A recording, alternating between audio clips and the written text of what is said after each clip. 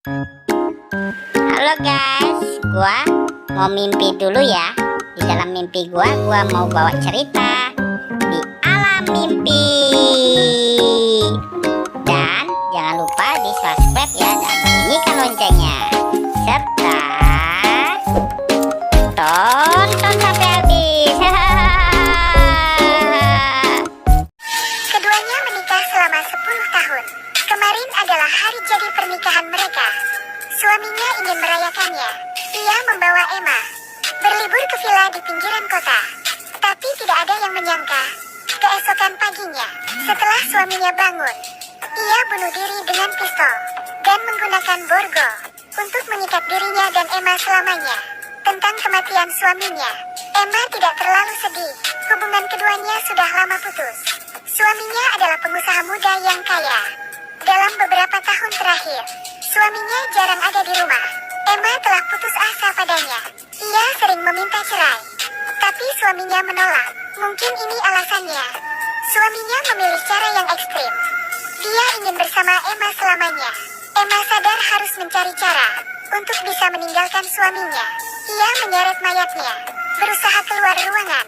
Sebuah gaun pengantin tergantung di ruang pakaian.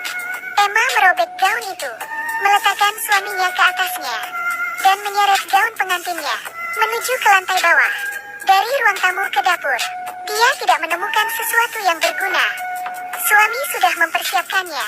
Ia membuang semua benda tajam lebih dulu, dan melemparkan ponsel Emma ke dalam vas. Emma benar-benar kehilangan kontak dengan dunia luar. Suhu di villa semakin dingin. Kini Emma ingin bertahan hidup.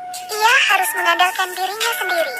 Untungnya, di lemari, ia menemukan kunci mobil suami, lalu menyeret gaun pengantinnya. Berjalan dengan susah payah ke garasi. Salju turun semalam. Sekelilingnya tertutup salju dan es. Emma terengah-engah dan akhirnya naik ke mobil. Dia mencoba menyalakan mobil, tapi mobil tidak dapat menyala. Emma membuka pintu mobil. Ia sadar bahwa suaminya sudah mengosongkan bensin di dalam mobil. Emma marah, mengutuki mayat suami. Pria egois dan tidak perhatian ini tidak mau membiarkannya pergi sampai mati. Villanya terpencil, tidak ada orang di sekitar. Emma menyeret mayat yang berat, tidak dapat berjalan jauh atau kabur. Ia hanya berusaha menghangatkan suhu tubuh. Dia menyeret suaminya kembali ke villa. Emma datang ke kamar mandi. Ia membersihkan darah di wajahnya. Saat melihat kalung di lehernya, dia merasa jijik. Kalung ini hadiah dari suaminya kemarin malam. Emma ingin mencabutnya, tapi kalungnya sangat kuat. Usahanya sia-sia. Ia kemudian menyerah. Kalung ini seperti belenggu yang mengikatnya dengan kuat. Dia menyeret suaminya ke ruang belajar. Ia masuk dan melihat ruangan.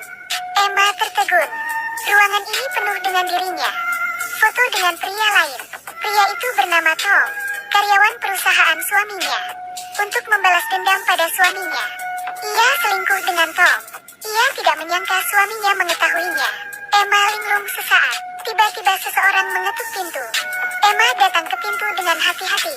Ia membuka pintu. Ternyata Tom yang datang. Suaminya menggunakan telepon Emma tadi malam, memberitahu Tom untuk datang ke villa. Tom masuk dan melihat mayatnya. Ia kebingungan. Dia memberitahu Emma, perusahaan suaminya melakukan tindakan ilegal dan sedang diselidiki polisi.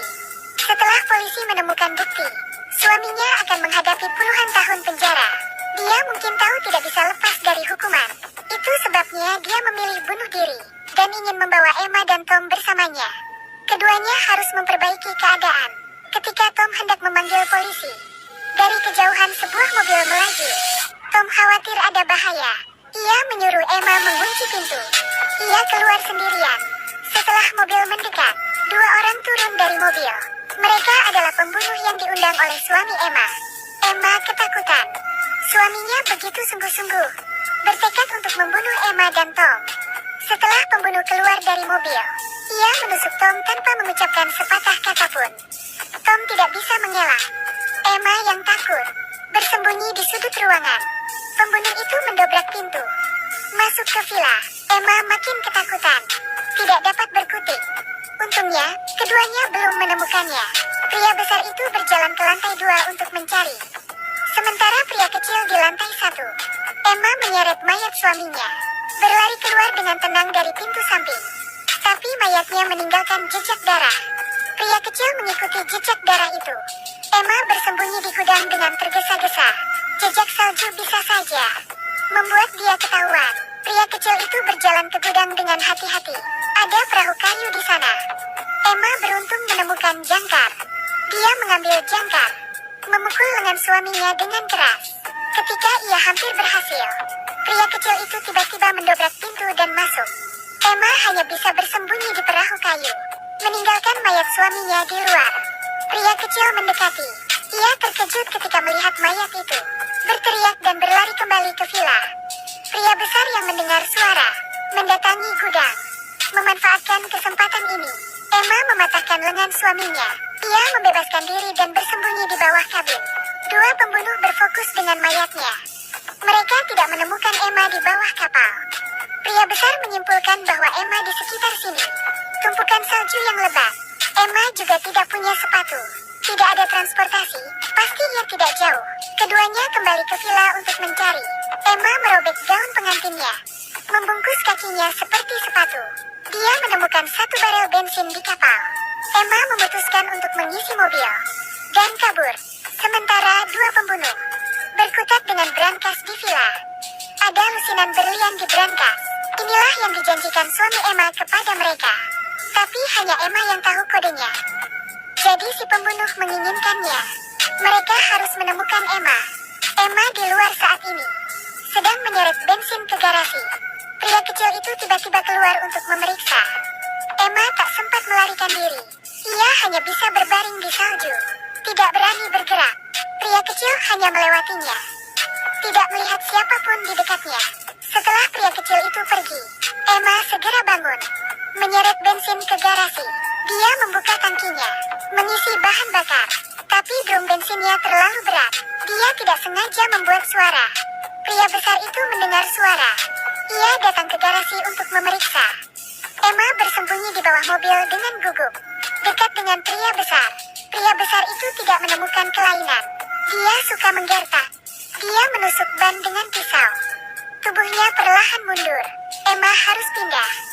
Sebelum pria besar itu tahu, Emma berhasil lolos dari garasi. Dia menuju pintu belakang, masuk ke ruang bawah tanah. Pria besar yang tidak pernah pergi itu kembali mengejar Emma. Emma bersembunyi di balik tangga. Pria besar itu mendekatinya selangkah demi selangkah. Emma akan segera tertangkap. Dia punya ide cemerlang. Ia menekan kunci mobil, membuat alarm mobil berbunyi. Dua pembunuh terganggu oleh suaranya. Mereka lari ke garasi. Emma mengambil kesempatan untuk menyelinap ke villa. Tom berbaring di ruang tamu, tidak bernafas. Emma tidak sempat bersedih. Ia melepaskan sepatu Tom dan memakainya. Orang besar menyadari Emma pasti tidak jauh. Keduanya memasuki villa dan mencari Emma yang bersembunyi di atap. Terdengar suara dari atap. Pria besar menyadari suara itu. Ia menaiki atap dengan hati-hati. Emma tidak bisa bersembunyi, hanya bisa bertindak tiba-tiba. Dia mengelabui pria besar dan menyerangnya. Pria besar itu tidak berdaya. Ia jatuh dari loteng dan pingsan. Emma mengeluarkan kunci mobil, lalu dengan cepat bersembunyi di balik pintu. Pria kecil naik ke atas untuk memeriksa. Emma menyerang lagi dan membuatnya terjatuh.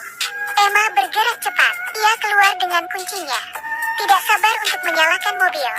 Pria besar itu menyusul, menghadapi dua pembunuh yang kuat. Emma tidak dapat berlari. Pria besar langsung menjatuhkannya dan membawanya kembali ke villa. Menunggu Emma bangun dan mengalami siksaan suaminya lagi. Pria besar itu meminta kata sandi, tapi Emma bilang dia tidak tahu. Pria besar mengancam nyawa Emma. Dua pembunuh saling berdebat. Pria kecil itu hanya ingin uang, tidak ingin membunuh lagi. Dia mengeluarkan pistol dan memaksa pria besar melepaskan Emma. Pria besar berkompromi, berjanji jika Emma mengucapkan kata sandinya, ia akan membiarkannya pergi. Pria kecil itu membuka borgol Emma, menyelamatkan nyawa Emma. Emma menyebutkan tanggal pernikahannya. Setelah pria besar itu memasukkan kode, brankas benar-benar terbuka, tapi tidak ada berlian di dalamnya. Sebagai gantinya, ada catatan. Catatan itu berbunyi, berlian di Emma. Emma tiba-tiba menyadari, Sang suami menyembunyikan berlian di kalung itu. Emma ingin melepaskan kalungnya, tapi kalung itu terbuat dari baja khusus. Setelah terkunci tidak ada yang bisa membukanya. Tidak bisa dibuka sama sekali. Hanya ada satu cara untuk melepaskan kalung itu. Karena kalungnya tidak bisa dibuka, penggal saja leher Emma. Emma tidak menyangka suaminya begitu kejam. Pria besar itu kejam. Ia mencoba membunuh Emma. Pria kecil itu mati-matian menghalangi. Keduanya saling bertarung, hingga pria kecil terdorong dan kepalanya menancap paku. Ia mati seketika. Emma berusaha melawan. Ia melakukan segala cara. Dalam kebingungan, dia meraih palu, memukul pria besar itu dengan ganas. Pria besar tumbang. Emma dengan cepat mengambil borgol di sebelahnya, memborgol pria besar bersama mayat. Kaki Emma ditikam. Ia tetap lari keluar. Pria besar sangat marah. Ia menyeret mayat sambil mengejarnya. Berat si mayat begitu menghambat kecepatannya. Emma berjuang untuk ke garasi. Injakan pedal gas membuat pintu terbuka. Pria besar itu menyeret mayat itu dan bergegas keluar. Emma marah. Ia bersiap menyerang balik. Meskipun berhasil menabrak pria besar itu, mobilnya terlalu cepat. Ia menabrak gudang, dan mobil berhenti. Emma keluar dari mobil, pergi ke danau. Pria besar mengejarnya lagi sambil menyeret mayat. Meskipun telah susah payah, Emma masih tertangkap juga. Pria besar itu meraih kakinya, menariknya, dan mencekik Emma. Mereka bertarung di atas es. Retakan es mulai muncul. Emma mengambil belati yang dijatuhkan oleh pria besar dan menusukkannya ke pria besar. Pria besar sangat kesakitan. Saat permukaan es pecah di sebelahnya, mayat itu langsung jatuh ke dalam danau. Pria besar terseret dengan borgolnya, meluncur bersama. Sebelum jatuh, dia menarik pakaian Emma. Emma terlambat untuk lari. Ia turut jatuh ke danau. Dia berjuang mati-matian di dalam air. Ia meraih belati di dada pria besar, kemudian menariknya dengan paksa. Pria besar kesakitan. Emma bisa melarikan diri. Pria besar terseret mayat dan tenggelam ke dasar danau. Setelah Emma berenang, berjuang keras memecah es, nafasnya semakin lemah. Kesempatan hidupnya mulai kecil. Tiba-tiba belati menusuk es. Emma berhasil memecahkan es, melarikan diri dari kematian. Dia berbaring di atas es, terengah-engah. 24 jam terakhir, seperti mimpi buruk baginya. Sekarang waktunya ia terbangun. Dia tidak hanya berhasil menyingkirkan suaminya, tapi juga mendapat berlian yang berharga. Dengan berlian di leher, dia bisa memulai lagi dari awal. Film ini adalah film terbaru dari kategori film petualangan menegangkan. Film ini sangat menghanyutkan, membuat kita ikut tegang dan ketakutan.